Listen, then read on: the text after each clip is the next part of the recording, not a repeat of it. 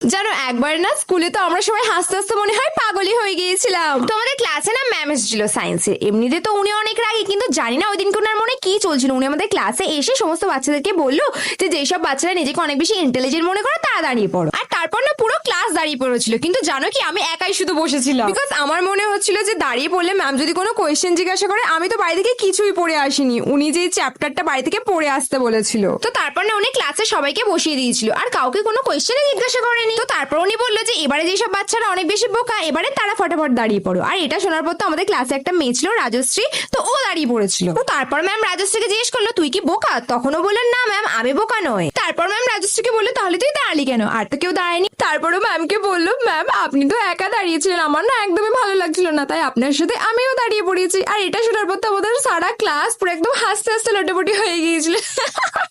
By the way তোমরা আমাকে কমেন্টে বলো যে তোমাদের স্কুলে সায়েন্সের টিচারের নাম কি?